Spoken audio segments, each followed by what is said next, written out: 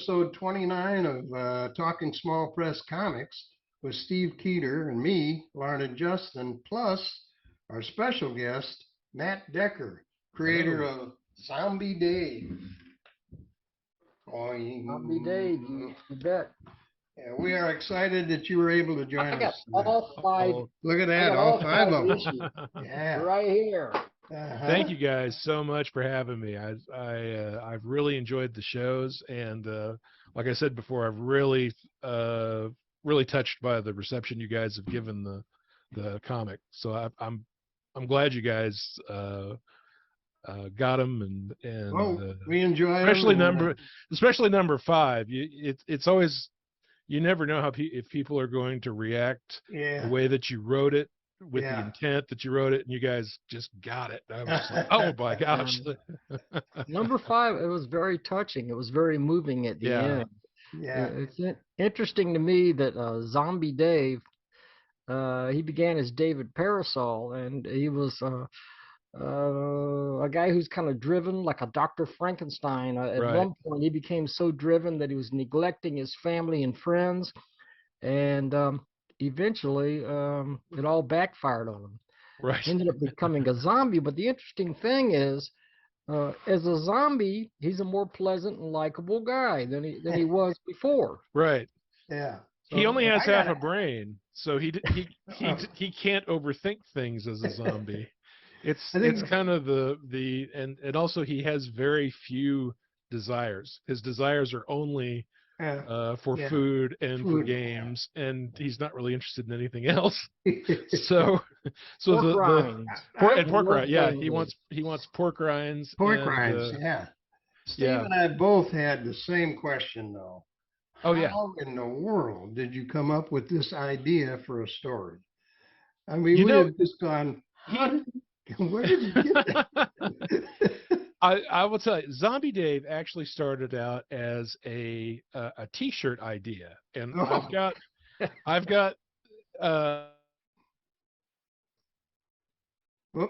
drawing and froze there. Cover. I don't know if you can see it. Okay.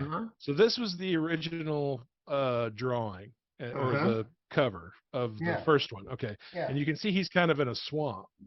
So the idea was to have this zombie in a swamp, and the T-shirt idea was something like Hang 10 or something like that. And it was just kind of a joke because they're not going to go anywhere in a swamp. No. So I was working at a military newspaper as the sports editor at the time, and my boss, who was my editor, saw that. And he'd seen some other drawings that I did. He said, "You really need to do something with that. Like you really need to turn that into something." And he wasn't really sure what it was. And so I took that to heart, and I was like, well, okay, so that's where the character came from. And the thing with I think the pork rinds was just in developing the character, I just kind of thought, what makes comic characters memorable, and also what are some of the things that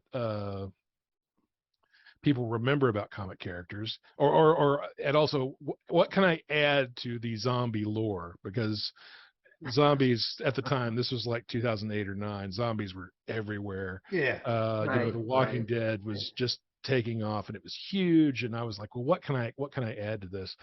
And so if you go back to Garfield loves lasagna, that kind of thing, I was like, okay, well, what, I can eat something. They can give him something, because I wanted him around. All these characters are allegories of my family and friends. Okay. See, that's the kind of thing we're trying to find out. Where did it come from? Almost every character is somebody, including myself. Okay. So he had to be around these people and not just tear their throats out every time he saw them. So I thought, well, pork rinds, that's probably the most human flesh-like snack food that you can get. There you go. I never thought of it that way, but I will from now on. Right. So so that I just I was like, okay, so that's my rule, Yeah. sort of like vampires have lots of rules Yeah, and that'll zombies have control them. Yeah. certain rules. So I wrote that up, and but yeah, that's how it started. And That's then how I it just started. And yeah, the card game. Now, do the you card game, play, yes. do play Dungeons and Dragons or something Yes. like that? Oh yeah, I'm a big dungeon, or I was a big. I don't get a Okay. chance to play it too much. Dungeons and Dragons, and then my little friend group, we used to play this game called Magic the Gathering, which Yeah, was I've heard of that. yeah, Heard of that. which is a card game. Yeah. It's not really a role playing game; it's more a strategy kind of game, but it has similar characters on the cards and things like that. Okay. So I came up with uh, uh, now I will say Murdy is a perfectly acceptable pronunciation, Oh, but we got it right. Murdy. but Get well, it but right. it was written with the intent Yep. that it spelled out as merde, which is the French word for poop. Good thing I didn't. I'm glad I didn't know that. You know, Didn't know that. I'm really But glad I Murdy, didn't know that. but Murdy is fine. It was just kind of a play Yeah. Oh my on gosh. on that. Yeah. But yeah, all the characters, like I said, are based on my family and friends. William is my middle name, so Oh, okay. Will Bishop Mhm. is based on me. Mhm. Uh, my wife Tammy, her middle name is Lynn, so Lynn Bishop Okay. is based on her.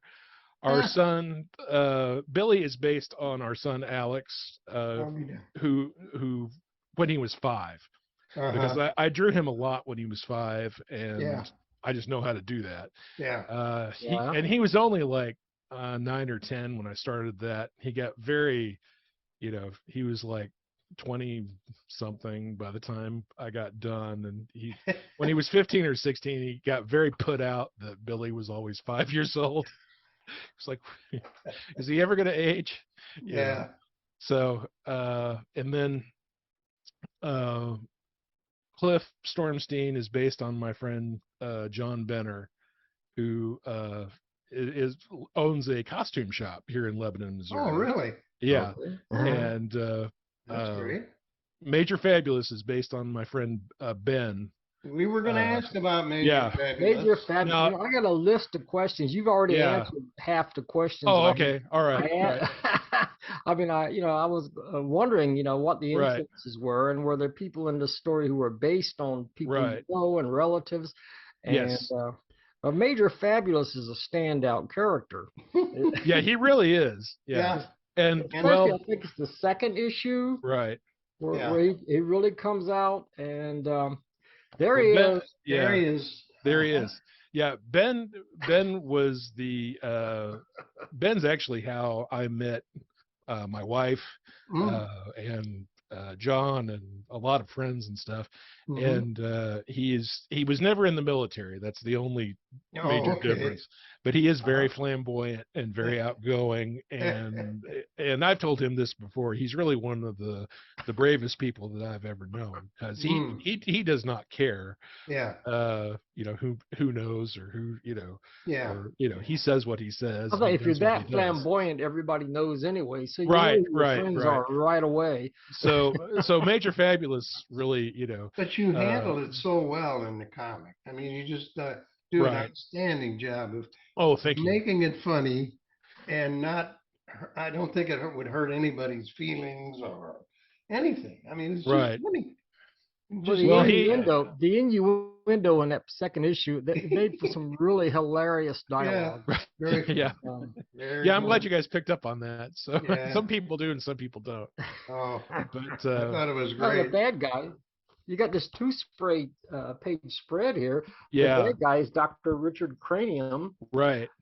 nicknamed Dick, and so there's And I had had that name since I had been holding on to that name since high school, because Richard Crane. because I said, if I ever do a comic, I'm going to do. At first, I was only like 15 or 16. I said, I'm going to have a bad guy named Dr. Dickhead. But then I was like, well, you can't just Can't do that. say that. Too obvious. How are you going to do that? And I was like, Richard Cranium. There you go. It'll just be kind of in code. Brilliant. That's brilliant. I didn't catch It's the. Well, I didn't brilliant. know. I didn't catch the cranium part. I just caught Yeah. the Oh Richard yeah, part. But yeah. now I get it. Well, I've So, got a just for background. I do have a timeline. I had to put everything in a timeline so I could keep everything straight. I would And- imagine. And it actually Holy starts. mackerel. It actually starts way before the events in the comic. I think it starts in. There's unseen scenes. It starts way back in 1914 with Richard's great grandfather, Corporal Anus Cranium. So. So someday I think I'll get it. I get it. Yeah. Oh, that's hilarious. Someday That's I'll put that hilarious. Oh in. my gosh. So So you could do a prequel. yeah, know, yeah. great. I could probably expand on the Cranium family. Oh yeah. Greatly. Oh, I can see that. Yeah. You've hit a couple good ones there. Yeah. Right. Wow. So I am one of the reasons too that the we were talking about the 5th issue earlier about why that's kind of an emotional trip was at the time I didn't really think I'd ever come back to the character again. Oh. Because I mean I had sold a lot of number 1s, but interest in the series was just kind of stalled, and we were in the middle of a pandemic, and I mean in the pandemic it wasn't selling anything to anybody. No. That all just stopped flat. Yeah. And so I was really saying goodbye to the character Yeah. in those pages. But I am just now kind of getting back into I miss drawing Zombie Dave. So I've got some concepts. I think there'll be another series Great. at some point. Yeah. I just don't have an overall story arc completely put together in my head yet. Yeah. It would be it was a very eloquent way to wrap up the series, and your artwork was just Your really artwork good, is just fantastic. I can't Those action scenes are just- overstate. That's sort of a 2-page spread. That's why I'm holding this Right. up. Yeah. But Yeah, and some of a those lot of great stuff here. Mm-hmm. are some of those are my inventions. Some of them are monkey based versions of like Dungeons and Dragons characters Yeah, or right. monsters, I should Oh. say. Yeah, I mean Yeah. they're not. I wanted to make them distinct enough that it doesn't violate any copyright or anything. Right. But yeah, they're kind of So, monkey versions of like. You do pencils first, I assume. You do pencils first, right? Well, it changed over the course Okay. of the series. Actually, Steve, I was talking to Larned earlier about how much I really enjoyed your last solo video on the stuff that you started out with, just in Thank you. Yeah. with okay, so Zombie Dave, the That first was a one, long time ago. yeah, he also started out just with a wire-bound notebook. Oh my gosh. Yeah. That's how it started. And this was my first comic script. I don't know if you can see that. Yeah, we can see it. I yeah. can see that. So it was all just the notes and everything. yeah, they're heavily redacted. That's Yeah. I didn't know that was still going to that's be a- really in That's a fad now, 2022, but Everybody's Yeah. doing it. everybody's doing it. So yeah, I was redacting long before Yeah. it was sexy, Everybody has to start somewhere, If you go Yeah. back to those early Somewhere. drawings. Right. So, and I mean, I don't have them in the book anymore because I tore them out and scanned them in, and they're in a folder somewhere. But all the drawings in the first one were on notebook paper, and Really? then scanned in and assembled in an old version of Photoshop. No. And because I didn't know what I was doing, Oh I my mean, God. I knew publishing wise Yeah. what I needed because I had gone on this site and seen what their what they needed, Mhm. file wise, what the file had to look like. Mhm. But as far as putting it together, I didn't know what I was doing. Mm. And the Mm. second one, I did pencils. I did like Oh. blue pencils and Yeah. ink and just the traditional way that you do that. Yeah. Yeah. And Tammy, my wife, did do the colors for me. She did the I flats. thought it said I that. saw that. That's the only Yeah. one that She anybody colored the else. second issue. Yeah. Yeah, that's the only issue that anybody else has done any work on the You book. did So all the rest, the color yeah, and everything. yeah, Okay. she did the color on that And book, that one. Hmm. and she did a good job. But Yeah. yeah, she did. But she is a fiber artist, Oh. and she got kind of sick of working with me, quite honestly. She had her own stuff she wanted to do. so That's tough. yeah, so I was the boss, but I got fired. Yeah. So no, she would have stepped in and helped if I would have asked her to, but I know she has stuff that like I said, she can knit. She makes stuff that people can actually use, you know. There you go. So You know? so I An artist is an artist. That's an artist is an artist, right? Yeah. So with the third one, I went digital and started Mm-hmm. looking into how to do that and how other people were doing it. And number three, yeah. Mhm. And also because I started going to conventions with the first two, you meet other artists and you learn from other artists how techniques and how they do things. Yeah. So I was able to pick up some pointers here and there, and by the time I got to the fourth and fifth one, I had kind of graduated on to some other more comic friendly software Yeah. that I didn't know about before, and that helped speed the process along. Number Yeah. 3 was So a particularly sort of an exciting action issue. That particular yeah, issue was That's Zombie the one Dave that's really yeah. wild. Yeah. Yeah. there Well, fighting the what was it? The sock right. monkey? What's he? I'm drawing a blank Three here. three I really had to fight to complete for some reason. That one Uh, really took off in different Mhm. yeah, directions and different dimensions. It yeah. almost lost me. I had to really watch that. Yeah. It I- did get more complicated as it went along. 3 yeah. o'clock sock monkey.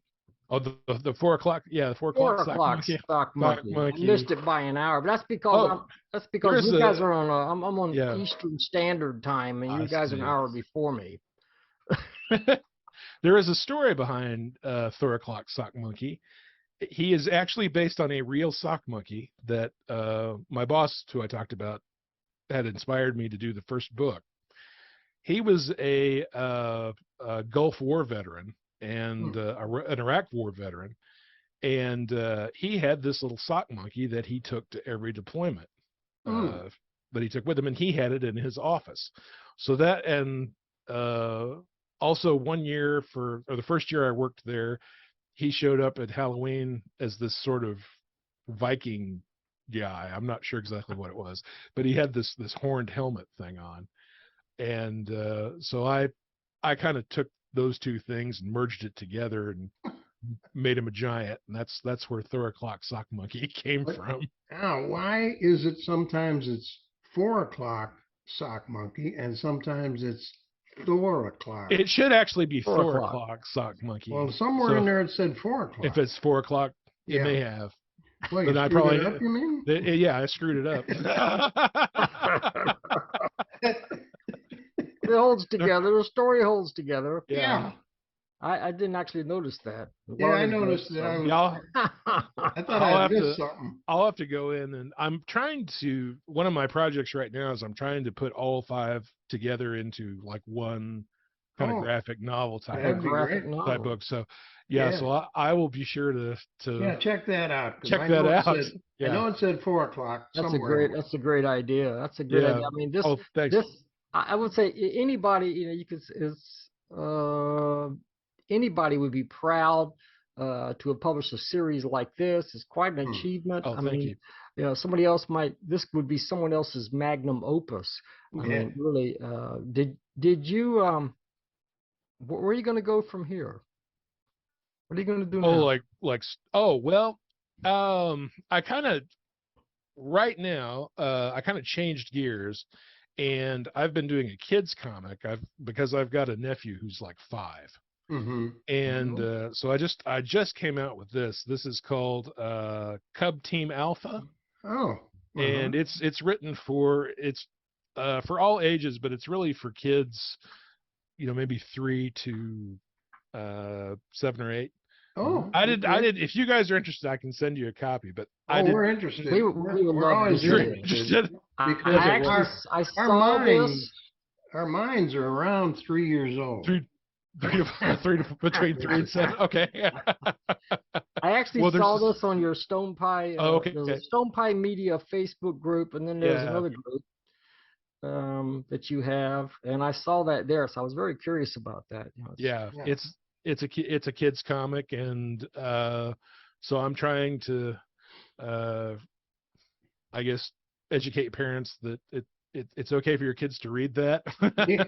I thought there'd be a big demand right off the bat, but a lot of the Yeah, a lot of the don't parents wanna, have. you don't want to present the kids with Zombie Dave right off the No, bat. right. No. No. Well, in fact, I mean, actually, you can see or on this side, especially, that's my banner that I take, and I have had kids come up and just cry at that because they get. I mean, he's kind of scary, Scared? Yeah. Oh yeah. Zombie. Yeah. But the Cub Team Alpha stuff, I'm so far I'm just starting with it. So Yeah. and you have to educate people on what things are. But a lot of it is I'll have parents come by with little kids, and they'll tell the little kids, "Don't touch anything." Yeah, really. They have been burned before. Right. Yeah. I don't. No, we're not buying you that. But the thing about Zombie Dave, I mean, if you look at the cover of the first issue, yeah, he looks really scary. Yeah. I Yeah. mean, fairly ghastly there, and but by the time you read through the series and you get to the end of the series, you're feeling for this character, and apparently he does have emotions, and apparently he is a real person, but he's not the person he was before. Right. Yeah. Right. The Yeah. transformation. Right. Yeah. And it's very hard to explain Zombie Dave because I think so. people want you to explain what is it in like a couple of sentences, and it's like you can't. You gotta no, read. you can't. Yeah. We tried our best, but it's hard. Yeah. He's a zombie with a heart, but only as long as he's fed. Right. He's kind of like a cat, I guess. I guess maybe I should have led with that. He's kind of like a cat if your cat could kill you. Yep. But he also loves you if you're his family. As long as you have pork rinds, long as you have pork rinds, you're safe. Yeah. Right. And then we had the other guy with poultry. Right. What was his name? The guy with the poultry. Cliff Stormstein. Yeah. I have milked that joke through for all it's worth. I don't know where it came from. It's one of the few good jokes. All I need is the soul of a bisexual game show host and a bucket of poultry or something. I can't remember how much poultry it was, but so every spell from then on had a game show host and some form of chicken. Unbelievable. Bob Barker was mentioned in there somewhere, but there were a lot of people mentioned.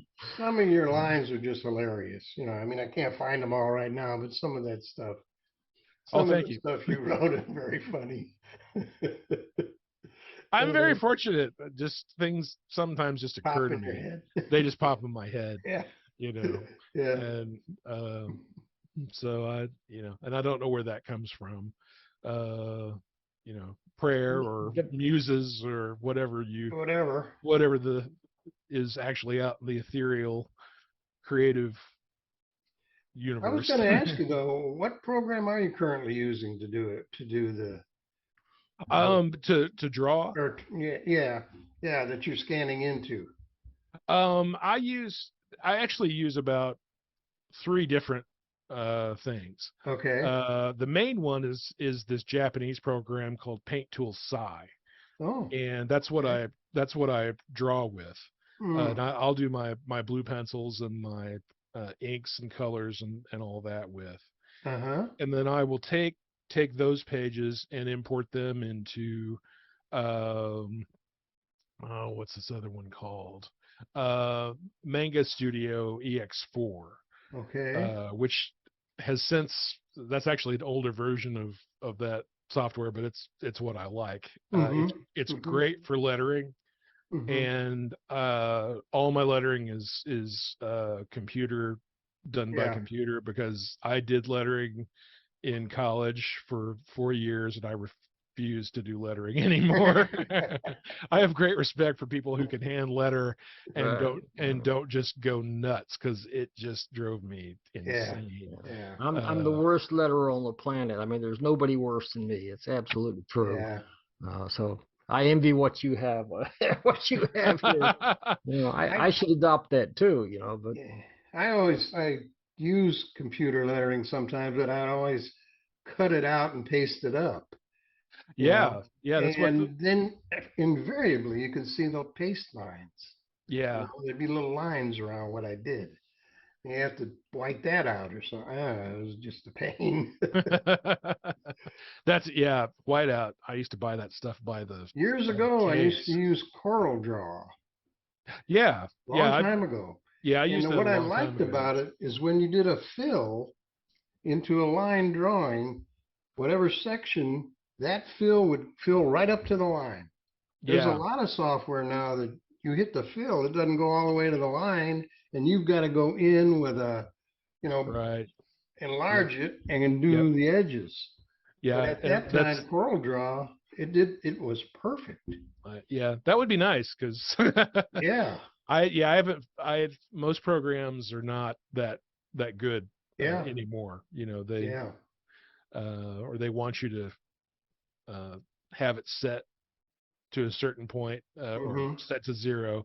And Mm-hmm. if I do that, sometimes it'll go outside what you're Oh, wanting. okay. So I don't So know. you do have to go up next to the line and fill that in, Very the often, yeah, color. yeah, That's tedious. yeah, it can be, yeah. Yeah. Ooh. But yeah, I do a layer on all my stuff is in layers, Uh-huh. and so I have a layer that's just black, Okay. and a lot of times it's when I do layers, it's all my inks are in one layer with the outside edge, and so I copy that like 4 or 5 times, and so sometimes when I do that, that'll fill in those edges Oh, well, yeah. automatically. Yeah. Sometimes it doesn't. Do you have another question, Steve? no, you guys are getting into the technical stuff about Yeah. drawing and computers and stuff. It's kind Yeah. of like past my generation. I still do things. I still do things very much the old-fashioned way, and yeah, and I'm not doing that much art anymore. These days, I'm mostly a writer and an editor and a publisher. I still Mm-hmm. draw occasionally, you know. In fact, and I got some old drawings actually that I dug up from the 1970s and 1980s and sent them to Tommy Hearn, and he's going to ink these really old drawings.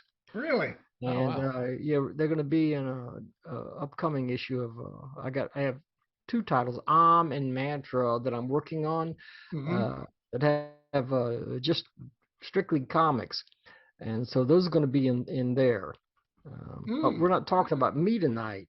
We have No, a we're guest. not, but invariably we wind So up doing that. Yeah. yeah, it happens. You know. But we're talking to Matt, and you Yeah. had a question for Matt. So you guys were in the middle of something, and Well, we let's were talking, resume. Oh yeah, we well, were talking about different kinds of software and what he's Yeah. uses, and um, I I will think, say because I'd said earlier I watched your beginnings video, Steve. Uh, oh yeah, and I am a really big fan of early to mid 70s line art. hmm. I always have been. I was a little kid when that was kind of at its height, Mm-hmm. and you used to see it everywhere. And then once you got into like the mid 80s, not so much.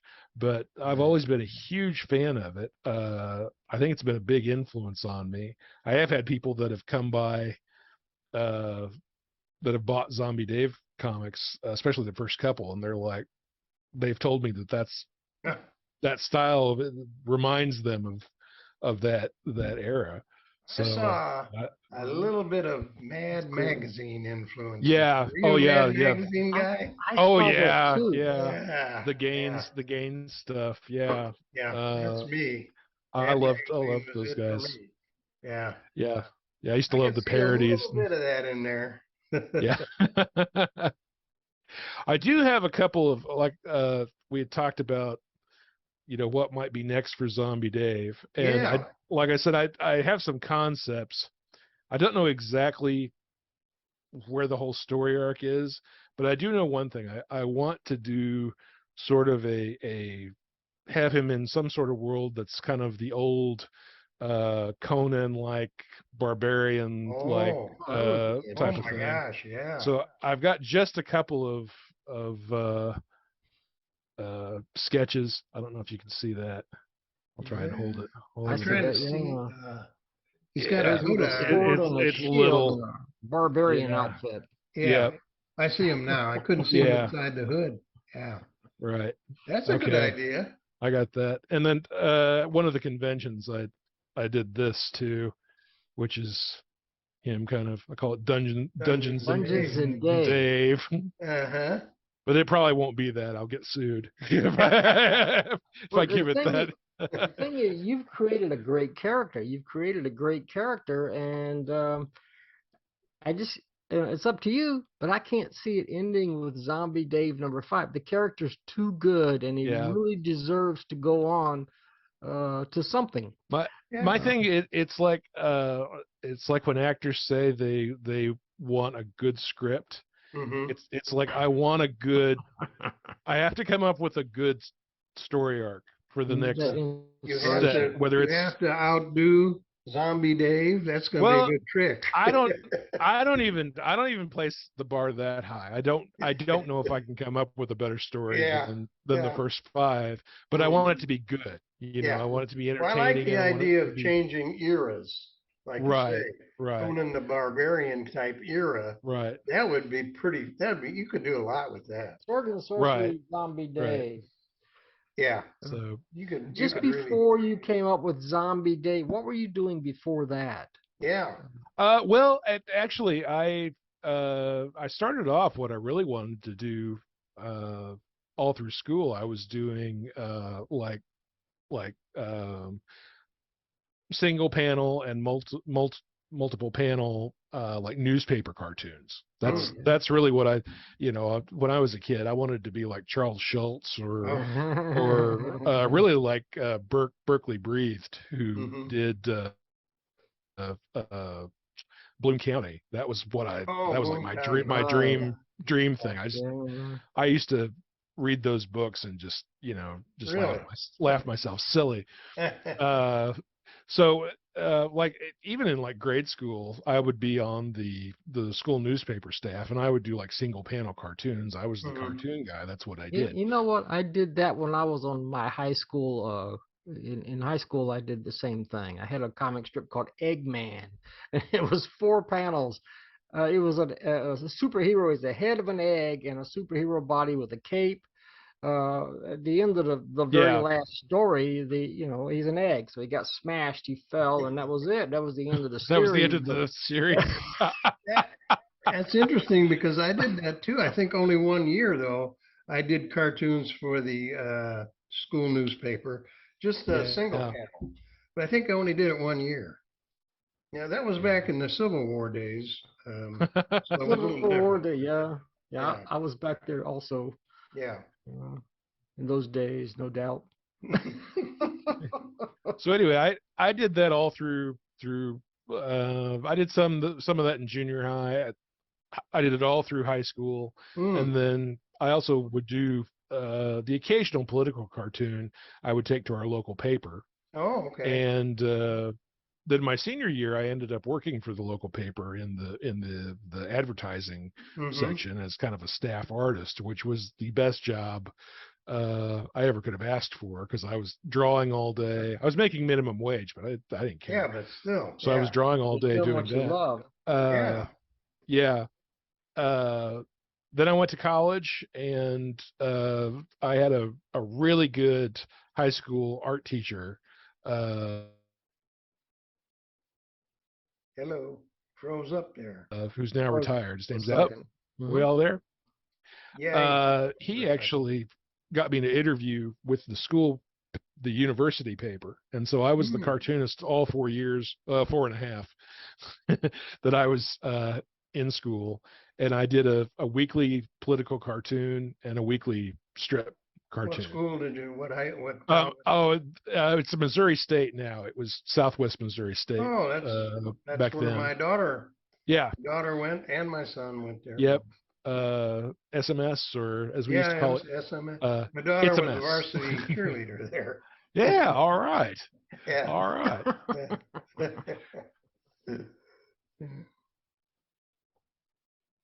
You froze up again there. Yeah, So- Yeah, kind of. Huh. things are starting to freeze up a little bit. Starting to- Occasionally we have problems with Zoom. Yeah, I don't know what causes that. Happens from time to time. Yeah. But anyway, so I graduated from Missouri State with an art degree and mostly a minor in journalism. I think I was like one class short of getting a minor. But I went home.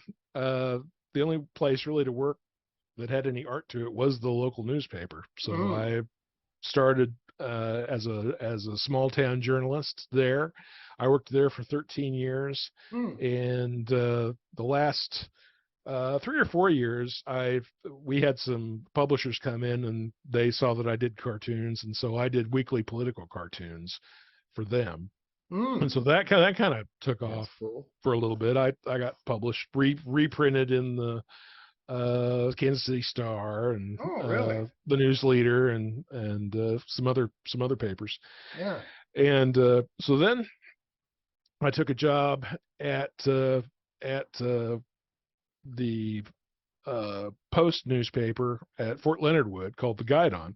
Oh, So, okay. and then I did that for 16 years until they closed that down. Oh, So 16 years. Wow. yeah. yeah. So yeah, that was really the I don't know if it was the best job for me, but I really enjoyed it. Yeah. And I really enjoyed being around our men and women in uniform. Yeah. And it was a fun job because I got to cover the sports that they played. Oh man, yeah. So That would be again, fun. yeah. Yeah. So it was a lot of fun. So what do you do now? Well, right now I'm full time working for myself. So Wow. I'm a full time artist and writer and freelance. Work? Yep. Yeah. Yep. Can't beat that. So That's nice. so that's what I'm doing right now. So that's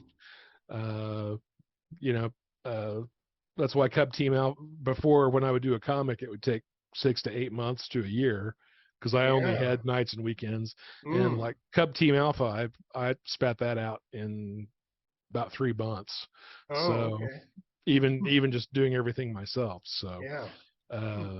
so it's it's all a ride, man. I know it's not like when you only have so much time to do what you really want to do. Right. Yeah. Right. And right now, I'm kind of semi-retired, and yet they keep calling me into work. They won't let me go, So I'm having a hard time finding, enough time off to do the things that I want, and that's comics, and that's the show, and that's the United Fanzine organization that I'm the chairman of, and on and on and on. But very busy. But you're doing stuff you have to do to survive, and you're doing stuff you have to do because you want a life and you want to do what you want to do. Yeah. But Right. first Right. you got to make money. Yeah. So Right. I understand that. Yeah, absolutely. Fortunately, I am retired, so I don't have Yeah, to bless worry your about heart. that stuff. I'm heading in your direction. I mean, Yeah. semi-retired. Yeah. We're gonna get there. Oh yeah. Yeah. There you go. So, But I'm not you know, retiring from comics. I'm not retiring from oh, comics. I'm gonna keep doing those. That's what I want to do. You know, if I only work 2 days a week, or if I don't work at all, I'm gonna be focused on comics. This is what I've been doing all my entire life. It's what I love to do. It's what I enjoy to do, and it's the one of the reasons that we're talking to you, Matt, is that yeah, we're people with the same heart and the same soul, and we love comics, yeah. and we love comic book creators, and we love creating. yeah, So, Well, and we it try really to is. do whatever we can to promote Yeah. guys like you. yeah, that's what we What do. little, we can. We're getting more and more views all the time, so we're happy with that. So, Well, and I appreciate that. Comics really is, and I've said this in panels before at some conventions. To me, comics are the best art form. oh They yeah, really are. I mean, as far as like getting the story into your brain, yeah. comics just can't be beat. They're fun, But you they're the know. most work. I mean, I've always said I can do, Indeed. I do watercolors, They I are the do most. They are. acrylics, Yeah. I do all that kinds of stuff. It never takes as long as a comic book. Right. Comic Right. book takes a lot of work. I mean, you're the artist, you're the director, you're the script guy, you're the storyteller. You have to set up the scene. It's a lot of work, and Yeah. I enjoy it. But I'm just saying, it's more work than I think most other art forms. Really. Right. And the small press folks are folks like us. They do it all. You Yeah, know. You're have to. driven. Yeah, It's a labor they of don't have love. a You do it. team Yeah. to do it. You got to do it all yourself. Yeah, it's not like DC or Marvel where they got a team doing it. Right. Yeah, The payoff's sweeter when you do it yourself, though. I think Yeah, the so. thing is, You know. those guys at DC, they get paid because they're doing what somebody else is telling them to do in a Yeah, certain style that Right. they're being told to do it in. They yeah, don't have the creative freedom that small press people do, small yeah. press artists and writers and Right. creators. We have total freedom, so you can do whatever you want. That Hmm. makes it so much more of a pleasure, so much Right. more fulfilling. I Yeah, think, I mean, yeah, it'd be great to get paid for doing what you want, but is that really what you want to do? I mean, you really want to work for someone else and do what they tell you to do all the time? In yeah, small press, we have that total freedom, yeah, and small press, independent comics, and all of that. But as long as you're doing what you really want to do, Right. you're We're kind fulfilling your of we're purpose in kind of life as a creative yeah. person. We're kind of the mountain men of comics. I We know. really are. We're out there by ourselves. We're Yeah, doing in our the own middle of thing. nowhere. We're Right. creating right. We're creating intellectual property that Yeah. nobody even knows is there. We're I out was there gonna. trapping ideas. I did want to ask you real quick. What conventions did you go to? Do you go to?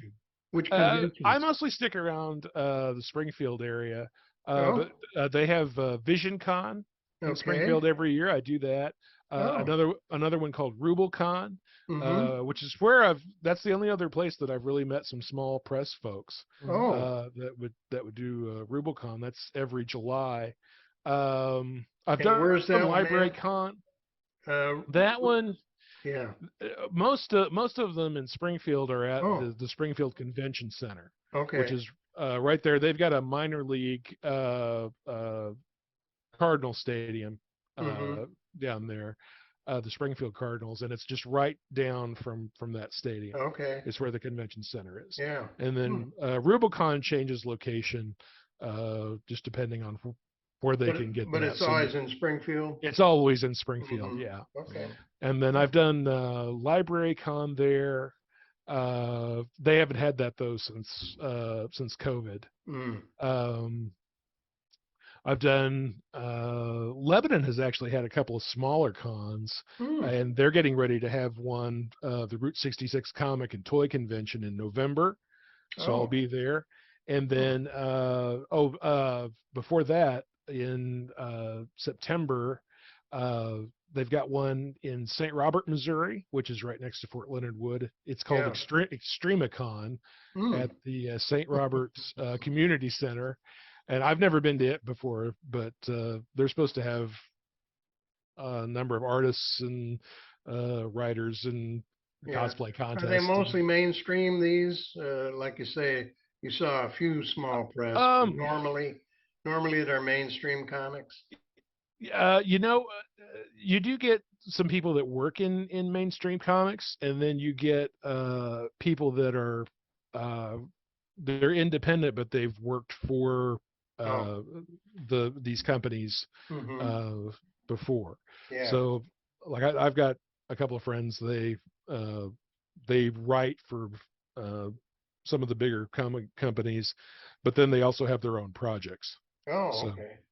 Okay. and a lot of times they'll uh, what they do is they'll come up with ideas, and they'll pitch ideas to these bigger companies, Mm-hmm. and they'll either get taken or they'll get shot down.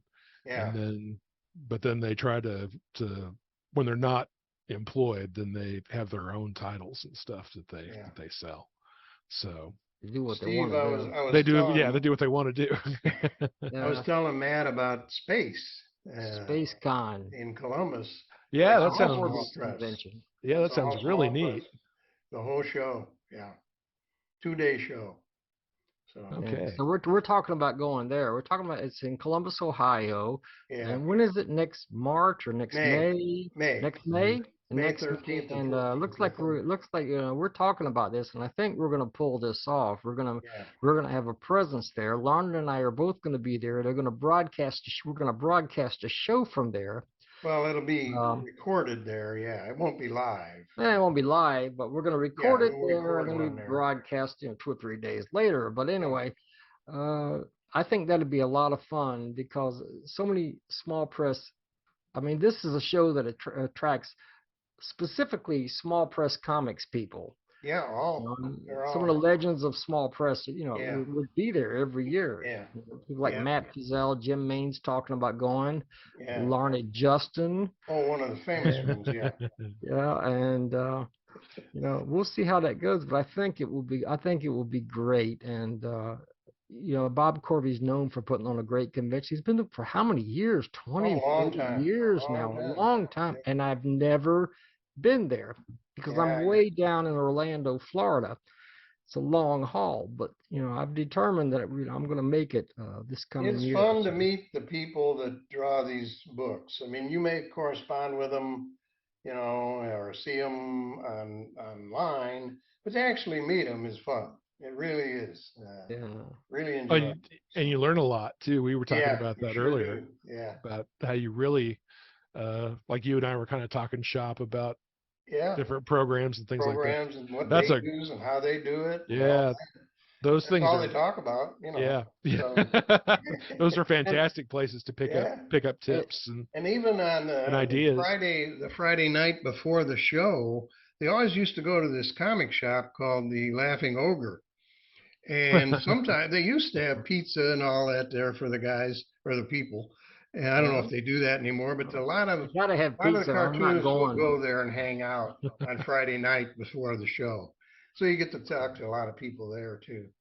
I mean, But I talked anyways, this past great year. I weekend. talked to Gary Barker from the Rigging School of Art and Design, and he does Garfield. He's the ghost artist on the Garfield Sunday newspaper comic strip. Oh yeah, And okay. George Lane, a couple of my friends, they live down here, and we were talking about heading up there, but we couldn't pull it off this year. But next year, I think is going to be different.